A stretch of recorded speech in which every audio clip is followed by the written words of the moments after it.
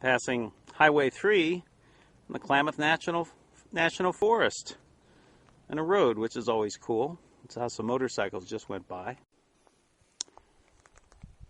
August 16th, entering the Trinity Alps.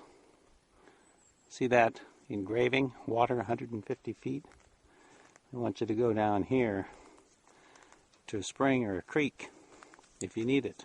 Fortunately, we don't need any water. And those are the gray rocks in the Trinity Alps. And I think it's a climber's paradise, but I don't want to go up there. Going up over what could be an early morning pass, so I think it's a crest that gets us out of this. Snow at about 7,400 feet.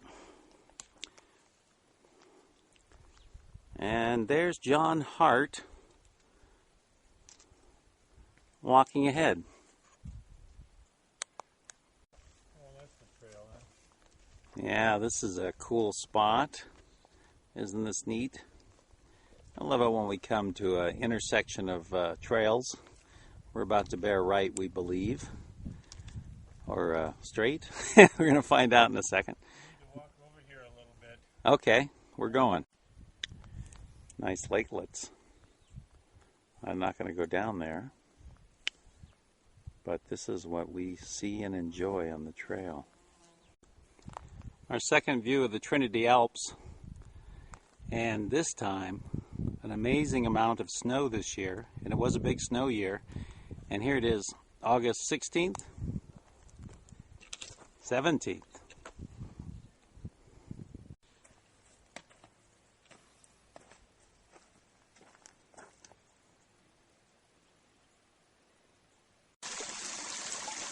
The most important thing we do on the trail is filter water. If you don't have water, you don't have a trip. And this is the stream that we're getting it from right now. At 8:30 in the morning on the 18th of August 2011, we're entering the Russian wilderness. And in the last 8 years, I've gone to a lot of wildernesses, counties. Apparently there are 26 state and federal parks between here and the end of the trip, or the entire PCT, and this is the Russian wilderness.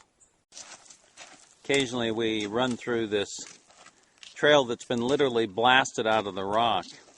It's never very exciting to see a narrow ledge to walk on, and you're at an angle, and John is negotiating it carefully.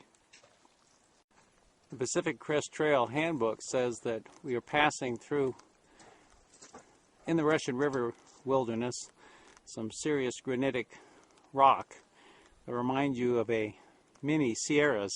And up there, I think, is a rock known as the Statue. And continuing on ahead of us is a leisurely climb on the Pacific Crest Trail. There's a mountain lake up here, about 2.5 miles from Etna summit. When it's blue like that, it means it's very deep. As steep as the rocks that surround it. And there we go over the saddle, I think, and on our way to Etna summit. The trail guerrillas, the trail workers, have done astounding work for us out here. And as you can see, these rocks have been arranged in a way to make them a beautiful descending stairway. Stairway to heaven, the end of today's trip anyways. We were warned before Etna Pass by One Step. She told us about this big chunk of 20 feet high snow left over on the trail. And we have to back up a couple of yards and go up over it. It's the most snow I've ever seen in over 1,600 miles. It's August 19th, 2011. And this is the first use of hiking stick cam. And behind me is John Hart. And ahead of me, for the first time on this trip, is Azabat, Bill Jeffries. We're north of Etna Summit, about 6 miles, 5 miles. And we're trying to do as long a day as possible. We have to go to Sayed Valley, which is almost 60 miles away, in the next 3.5 days. And we're also entering the Marble Mountain Wilderness, which apparently is beautiful, but a very difficult section to hike.